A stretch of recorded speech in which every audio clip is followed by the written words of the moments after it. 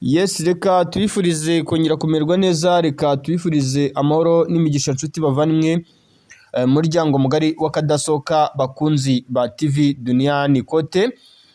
Tugarutse muri studio rero n'amakuru adasanzwe, tugarukanye byinshi cyane utasanga ahandi uretse hano ku murongo wacu mugari uradunshinga no kubagezaho amakuru agezweho kandi yizewe muri rusange. By'umwihariko rero hano kuri TV Duniani Kote nta handi twibanda mu karere ka Afurika y'Iburasirazuba, ariko cyane twebwe peji tuziramburira ku butaka bw'igihugu cy'u Burundi, tukamenya ibyo CNDD, FDD na FDNB bari gukora, tukababwira tukamenya uko ibintu bihagaze muri rusange. Turaza ku makuru rero avuga yuko abanyamakuru bagera kuri batatu bari baherekeje komiseri wa EU batawe muri yombi. Turaza kumenya ese aba komiseri aba banyamakuru bari baherekeje komiseri niki cyatumye batabwa muri yombi. Ni mu budasa bwacu bwimbitse kandi bweruye. Turagaruka kandi ku mpinduka zidasanzwe zabayeho mu gisirikare cya FDNB mu ibanga rikomeye cyane ku basirikare bari bayoboye ku mirongo y'imbere ku rugamba, nyuma y'uko n'ubundi hari gutegurwa operasiyo zidasanzwe ku ruhande rw'igisirikare cy'u Burundi FDNB, operasiyo zigomba kwibasira imisozi y'iminembwe cyane cyane nk'ahazwi nko mu ndondo ya Bijombo, nk'uko amakuru ari gutangazwa ko igisirikare cy'u Burundi FDNB imigambi ikomeye cyane ku bitero simusiga, ku bitero karundura ku ruhande rw'abaturage batuye mu misozi y'umurenge biri gutegurwa ndetse kandi muri Minembwe muri rusange. Turabigarukaho rero, turaza kugaruka kandi ku bijyanye n'abaturage bamwe na bamwe bafunzwe bagera kuri 13 ahitwa Rumonge, tuze kumenya icyatumye batabwa muri yombi. Ubwo turaba tukiri ku butaka bw'igihugu cy'u Burundi. Turagaruka kandi kuri Repubulika Demokarasi ya Kongo, aho Amerika yahawe ikirombe cyo mu matware ya M23 ahitwa Rubaya. Turabigarukaho tuze kumenya icyihishe inyuma mu gutangwa kwa kino kirombe cy'amabuye y'agaciro cya Rubaya, cyangwa se ibirombe by'amabuye y'agaciro byahawe Leta Zunze Ubumwe za Amerika. Ibi kandi nanone tukiri muri Repubulika Demokarasi ya Kongo, turagaruka ku gahenge kasabwe na Angola hagati ya FARDC na M23 kaciwe amazi. Ese aka gahenge kaciwe amazi gute? Byose turaza kubigarukaho tubabwire uko situasiyo ihagaze muri rusange. Twihuse cyane rero, ndagira ngo dutangire mu nkuru idasanzwe ku baturage bagera ku 12 batawe muri yombi ahitwa Rumonge, nk'uko amakuru tuyakesha uwitwa Habimana Emmanuel inshuti ndetse kandi akaba imboni yacu iherereye ku butaka bwa Repubulika y'igihugu cy'u Burundi ibitugezaho. Yatwandikiye aratubwira ati, bwana banyamakuru, ndongera kubamenyesha yuko mu gihugu cy'u Burundi nubwo nyakubahwa Perezida Evariste Ndayishimiye alias Never Sebarundi yahawe inshingano ku butaka bwa Afurika, inshingano zikomeye, ndagira ngo mbibutse yuko ibyo ni ibintu byashyize igitinyiro gikomeye ndetse kandi n'icyubahiro gikomeye kuri Perezida Evariste Ndayishimiye, ariko ibi ntaho bihuriye n'ibikorwa biri gukorwa hagati muri guverinoma y'igihugu cy'u Burundi, kuko ihonyora muturage, ruswa n'ibindi bitandukanye biracyagaragara mu gihugu cyacu, ndetse kandi utibagiwe amacakubiri bwana banyamakuru byakomeje kugenda biyogoza igihugu cyacu. Si gusa kandi bamwe mu baturage bino, kambisome neza ndabona handitse utuntu duto, bamwe mu baturage bino barafatwa bashinzwa gufatanya n'umutwe wa Red Tabara, abandi bakanashinzwa gukorana M23 mu bikorwa by'ubutasi.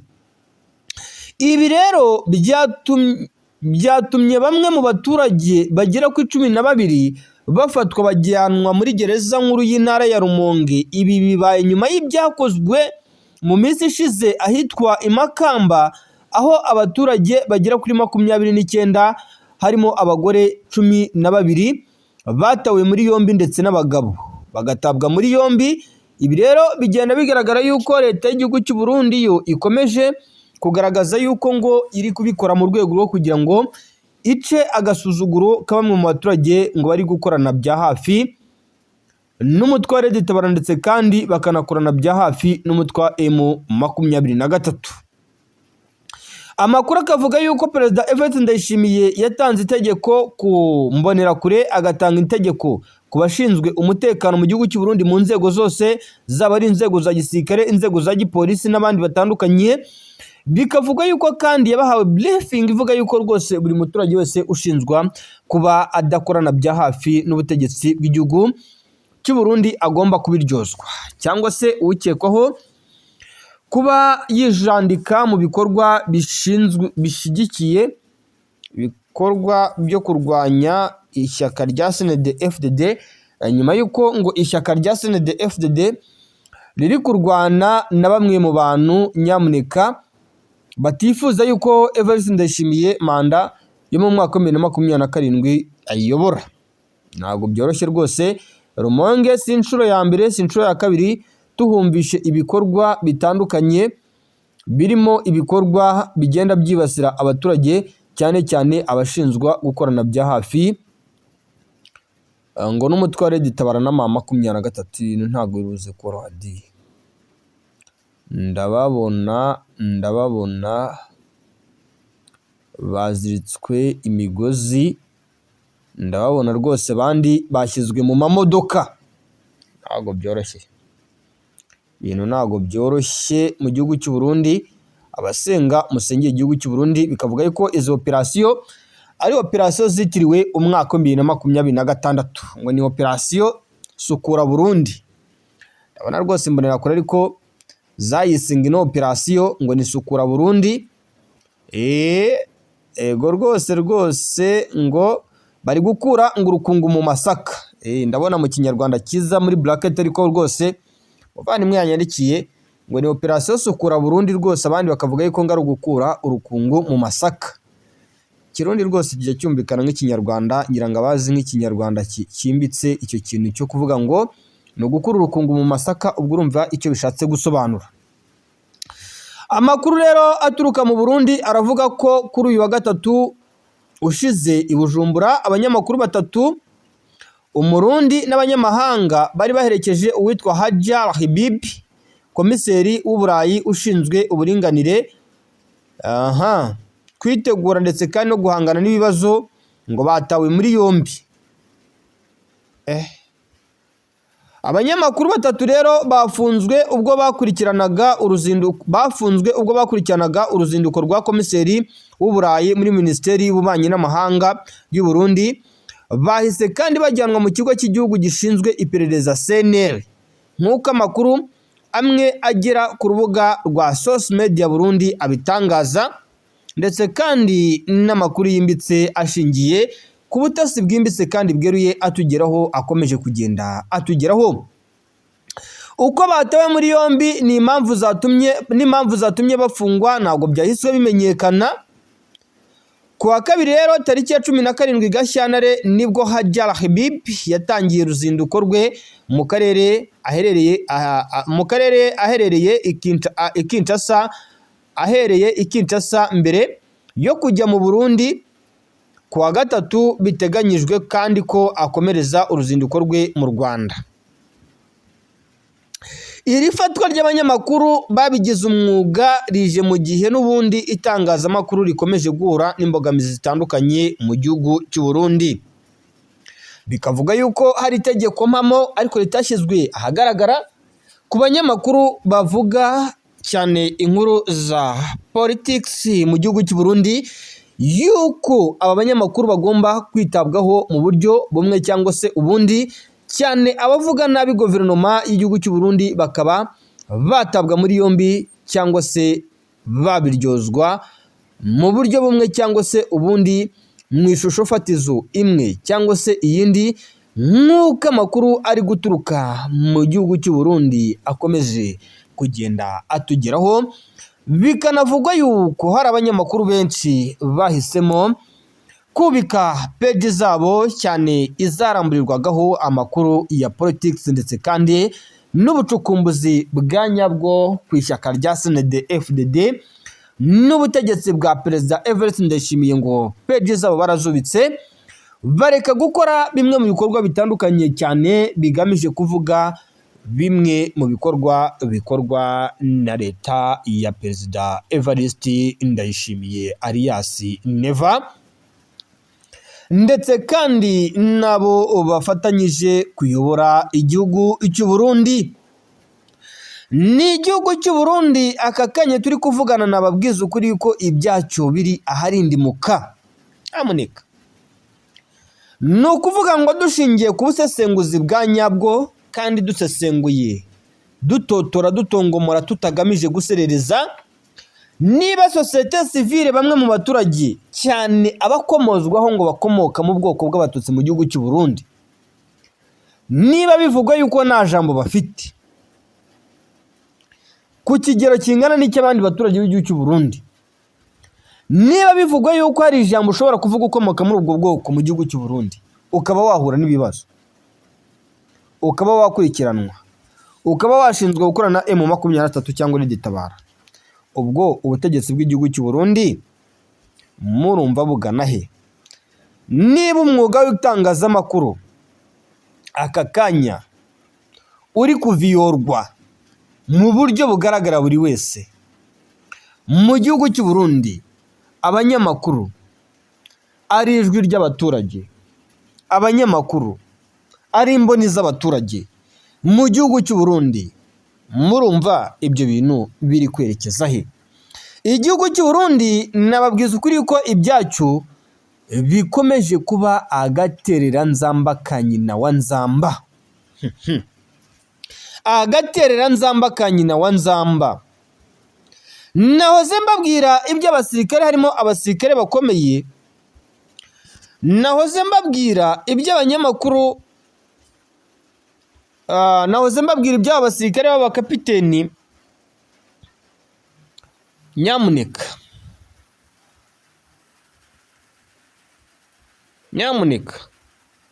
ariko si iby'abasirikare gusa, si iby'aba basirikare pe, iby'igihugu cy'u Burundi bikomeje kuba bibi cyane pe, iby'igihugu cy'u Burundi bikomeje kuba bibi cyane.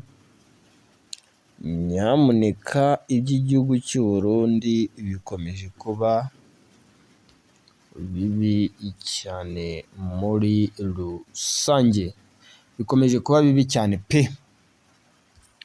Abasirikare baracyari karama, amafaranga bahawe mu butumwa bwo muri Repubulika Demokarasi ya Kongo batarahabwa. Iyi nkuru yo turaza kuyigarukaho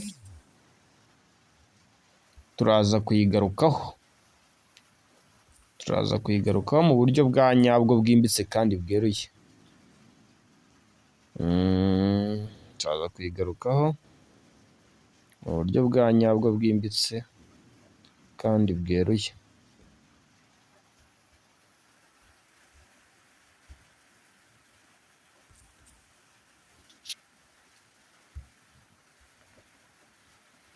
Turaza kuyigarukaho. Nyamakuru rwose basizoye ndababona bahagaze imbere y'ibiro bya etamajoro y'igisirikare cy'u Burundi, rwose ndabona Bujumbura bimeze nabi. Umuntu uri muri groupe rwose ndaza kumuhereza ifoto, kandi utari no muri groupe andika nimero 0785877237 ushyire muri groupe amafoto mamo n'amavideo ya nyayo cyane kubikomeje kugaragara mu makuru ya nyayo tubagezaho bijye bibageraho. Muri Repubulika Demokarasi ya Kongo rero ho amakuru ari kuhavugwa nta yandi, agahenge kasabwe nangura hagati ya FARDC na M23 kaciwe amazi. Kaciwe amazi rwose. Ibitero byongeye kugabwa ku ruhande rw'igisirikare cya Repubulika Demokarasi ya Kongo ndetse kandi no ku ruhande rw'abafatanyabikorwa babo. Ubwo birumvikana ko ari abacancuro, birumvikana yuko ari abarundi rwose bavuze bati twebwe turongera tugabe ibitero cyangwa se turongera dukore operation zo kwibasira ibice bituwemo n'abaturage cyangwa se ibice bita ngo ni ibice birimo abanzi, birimo umwanzi. Ibi bibaye nyuma yuko n'ubundi igisirikare cy'u Burundi kitigeze gihagarika ibikorwa bimwe na bimwe byo gusapotinga leta y'igihugu cya Repubulika Demokarasi ya Kongo cyane ku rugamba, kuko imibare myinshi rwose ibihumbi n'ibihumbagiza by'abasirikare biracyagaragara ku butaka bwa Repubulika Demokarasi ya Kongo, ndetse kandi n'amayeri yo kohereza abandi ku butaka bwa Kongo arakiyongera. Kuri uyu wa gatatu rero tariki ya 18 Gashyantare tariki ya 26 hari hateganyijwe ko agahenge hagati ya guverinoma ya Kongo na AFC gatangira gukurikizwa ku isaha ya saa sita, ariko ntibyabaye. Itariki n'isaha byari byatangajwe ku itariki ya 9 Gashyantare i Rwanda na perezida wa Angola João Lourenço, nyuma y'inama yagiranye na perezida wa Togo Faure Gnassingbé, umuhuza w'umuryango wa Afurika yunze ubumwe, ndetse n'uwitwa Olusegun Obasanjo wahoze ari perezida wa Nigeria. Amuneka rwose uyu wahoze ari perezida wa Nigeria, ndetse kandi na perezida wa Repubulika Demokarasi ya Kongo Antoine Felix Tshisekedi Tshilombo. Nyuma y'iminsi 9 rero uku kugerageza agahenge guheruka kwiyongera ku rundi rukurikirane rw'ibikorwa nk'ibi byananiwe gutanga igisubizo nk'uko bitangazwa na RFI. Ni agahenge byagaragaye ko katazubahirizwa, kuko nyuma yo gutangazwa ubuyobozi bwa AFC bwahise buvuga ko butazi iby'ako gahenge, kuko kemejwe batari batumiwe.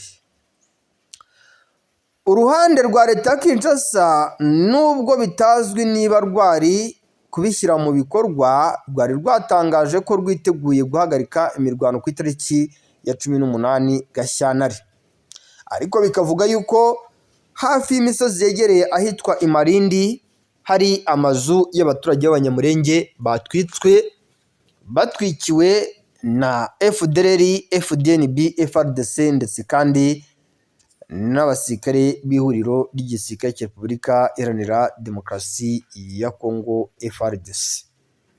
Amuneka ibi bintu ntabwo biri buze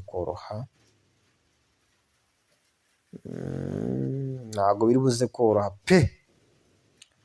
Ibintu bikomeje kuzamba, ndetse kandi ibintu bikomeje guhindura isura.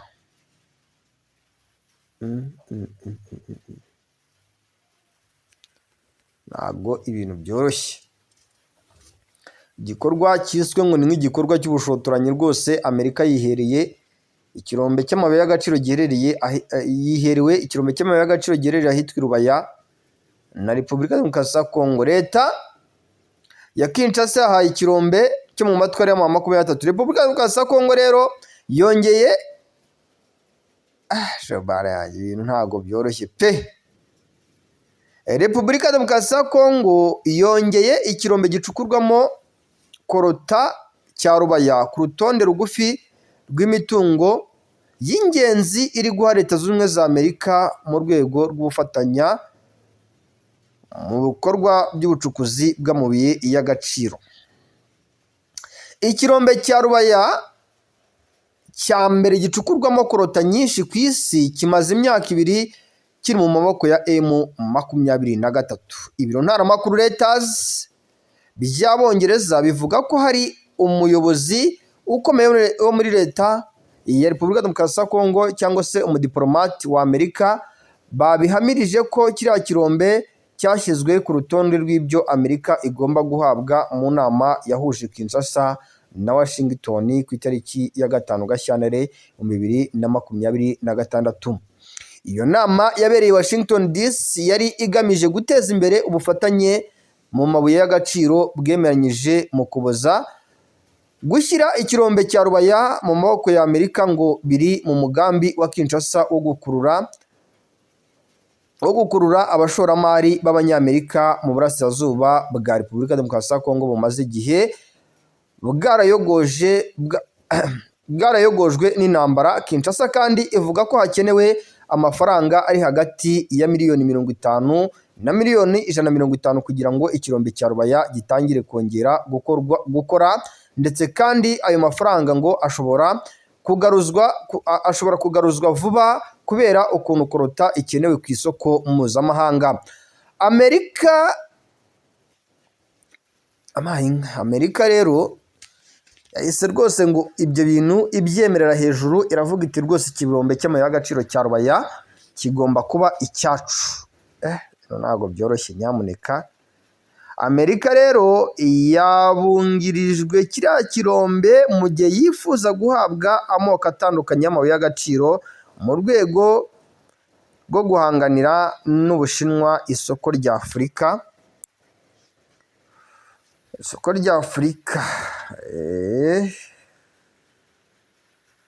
Mu rwego rwose rwo guhangana n'Ubushinwa kugira ngo Amerika igire ubuhunikiro bw'amabuye y'agaciro buhagije. Ni intambara ya Amerika ndetse n'Ubushinwa mu rwego rw'ubucukuzi bw'amabuye y'agaciro. N'ubundi ibyo ni ibintu bisanzwe hagati ya Amerika n'Ubushinwa, ariko Amerika yo ikavuga yuko igiye gushyiraho ingamba zikomeye mu rwego rwo kugira ngo ibirombe by'amabuye y'agaciro n'ubundi bijye mu maboko yabo ku kigero kingana n'100% muri rusange.